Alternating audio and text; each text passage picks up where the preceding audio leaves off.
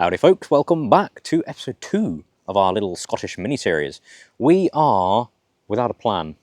Well, as always. Not so much a plan, but lack of route planning, map, guidance, that sort of thing. Anything really. Yeah. Apart from a vague idea. A vague idea, that's what we're going off on this channel. So we are trying to do a walk to St Ninian's cave. Now, we know where the cave is, we know where the car park is, everything between that is a little bit hazy. So yeah, this could be fun. If this never gets released, we've been lost somewhere for quite some time. So hopefully you are seeing this. Let's go. Best of luck. Onwards.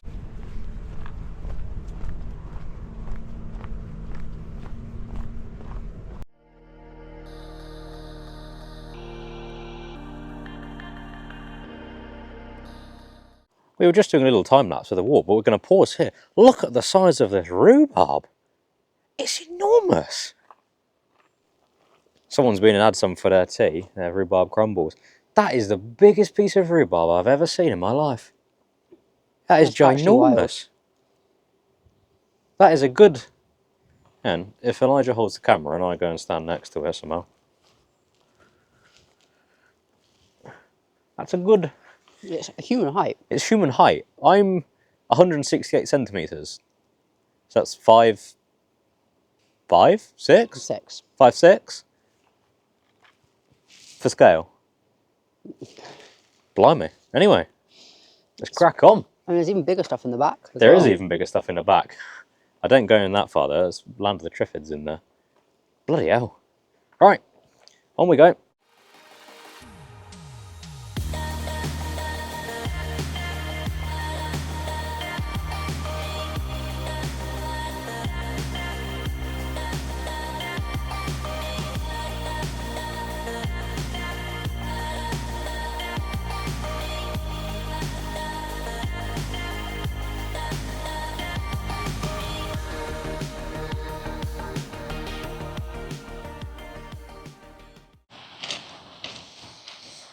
There we have it, guys.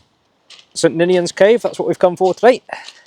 I must say, it's set in some rather spectacular rocks and some cliffs. These look tremendous. A fantastic view out to sea as well.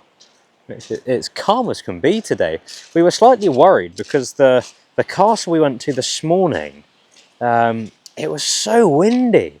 So we thought this might be really quite choppy, really quite sort of sketchy to walk past, but no, it's as flat as a pancake. I wouldn't want to swim in it, mind. It is a bit green, it's a bit grossy. But at least the swell's not too bad. Anyway, cave, more important, that's what we're here for.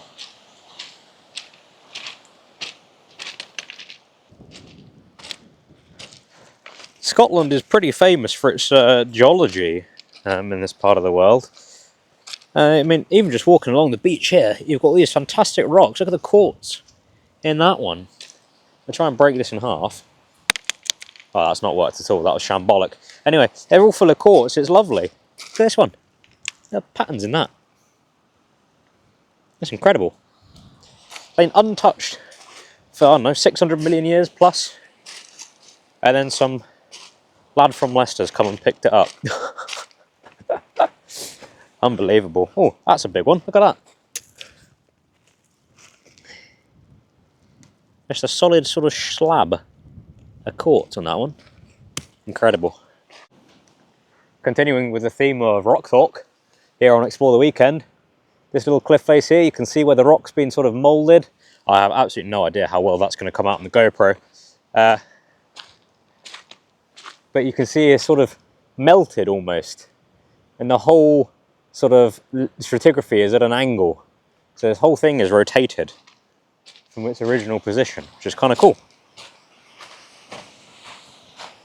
But we're more interested in caves, which is what I said 5 minutes ago, and then I've waffled on about rocks, so I do apologise.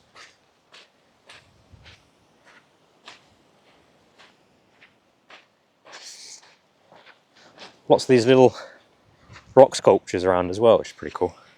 People have left by the beach as a memento of their time here.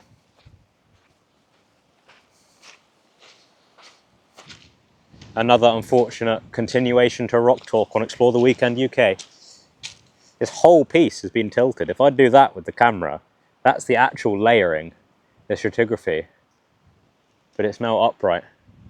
Very cool.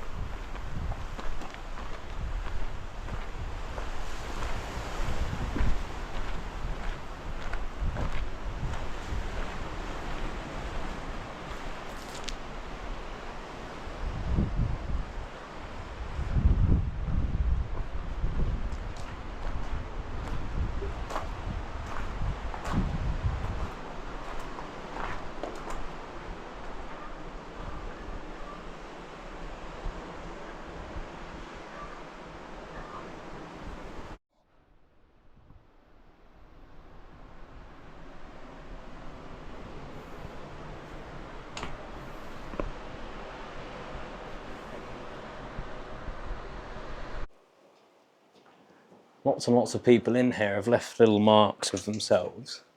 Obviously, we've got the big sort of memento rocks people have left, little shells, coins that have sort of rusted in place now. But there's lots and lots of carvings. It's a good little spot, look. There is apparently some really, really old carvings in here from nuns, I think it was. But we're not sure if they're still in here. We've had a look, we haven't seen any. So we're not sure if they're still in here or they've been removed and taken to the local museum, which is back up in Whithorn, or Whithorn, depending on how you want to say it. But you have to drive through there to get to the car park for the cave. But we haven't seen anything. So we'll assume they're in the museum. But it's a cool cave. It's a very easy walk to get here, and it is very cool. And you do get a lovely view that way, it has to be said. Oh, someone's found a rock. Look at how round this rock is. That is a very spherical rock. It's wonderful. Is it coming home? I would like to keep the round rock. We'll keep the round rock. Thank you. There we are, St. Ninian's cave. God, that weighs a ton. That's a veritable cannonball. I might choose another one on the way back, but that's my current favourite rock. Current rock number 1. Well done. Right, let's head back.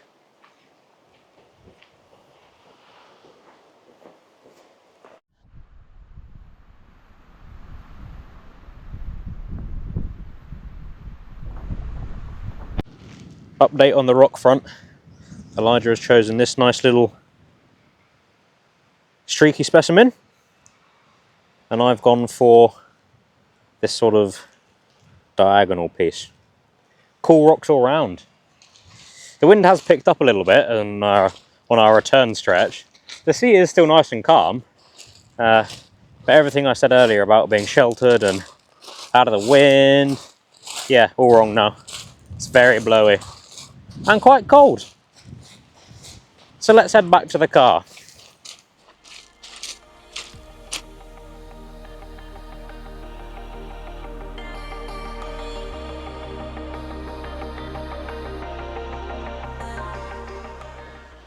I do hope this comes out well on the GoPro, but you've got this absolutely lovely little sort of babbling stream just off the side of the path. So it makes it really quite peaceful and tranquil to walk here. I mean, the path itself is actually very easy terrain. I mean, there's, you know, loose stones in that, but it's nothing too strenuous. The beach is the hardest part because it's all just large rocks and loose. But this certainly is perfectly walkable. In fact, just up here, I think, yeah, here, where this bridge is where the coastal path loops up. You can just sort of see the signs there and go up either side. But it's a very peaceful part of the world, this. Really, really nice.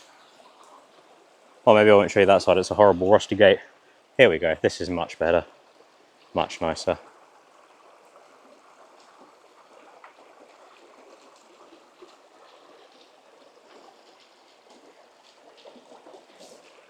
Right, let's continue onwards.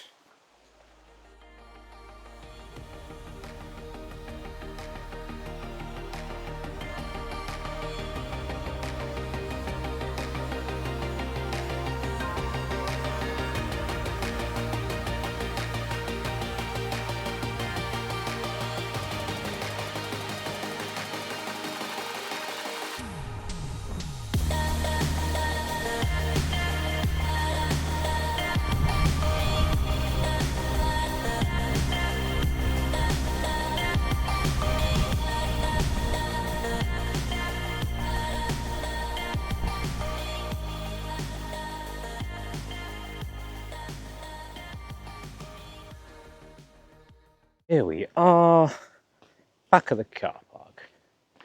Oh, some people have turned up.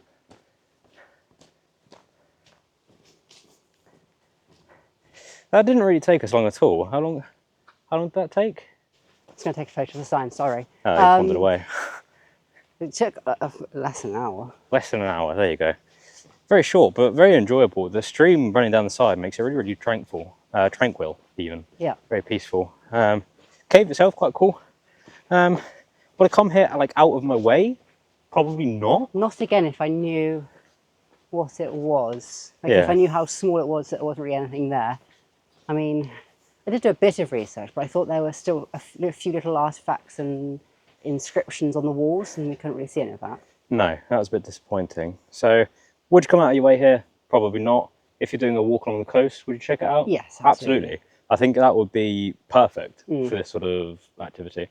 It is £1 to park here. It is. So don't be skimping because it's an honesty box. Yeah. So be a good human. We're about to go and be good humans and pay for parking.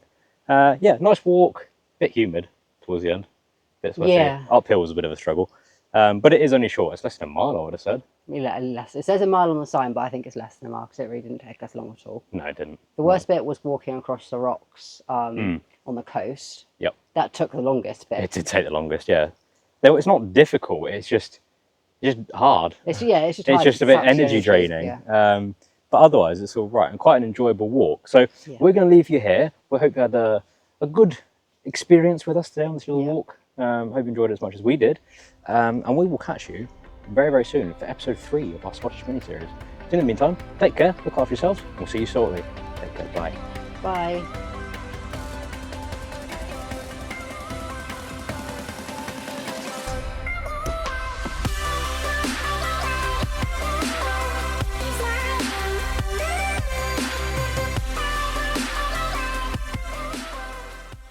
If the farmer says pay £1, you pay £1. Winning.